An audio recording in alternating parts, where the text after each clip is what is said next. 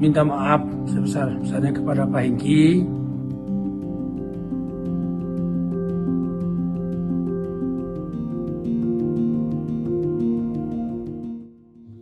Sempat menantang dan merasa diintimidasi perwira Polda Metro Jaya, mantan preman Tanah Abang Hercules kini minta maaf.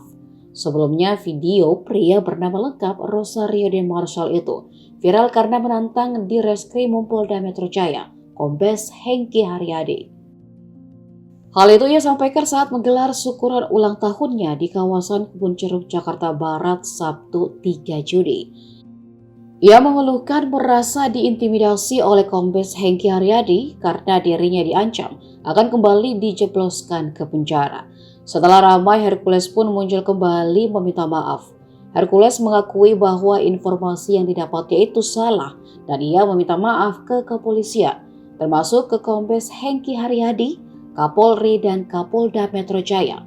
Seperti dilansir dari unggahan akun Twitter @ampuhjari. Hercules juga meminta kepada teman-teman media agar hal ini tidak usah diperpanjang.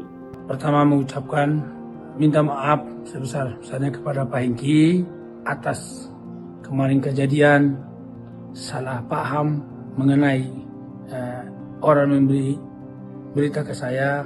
Pak Hengki katanya ada TO saya, ada target saya. Ternyata itu tanggapan terhadap orang itu ternyata salah. Sampai ke acara saya ada sedikitnya spontanitas di luar kesadaran, ya ada saya mengeluarkan kata-kata yang kurang baik. Dan saya pribadi mohon kepada teman-teman media tidak usah terlalu diperpanjang, tidak usah terlalu diekspos berita ini. Jadi itu aja saya sampaikan. Terima kasih dan mohon maaf juga kepada Bapak Kapolri, mohon maaf juga kepada Bapak Kapolda Metro Jaya, dan minta maaf sebesar-besarnya. Mudah-mudahan ke depannya akan lebih baik.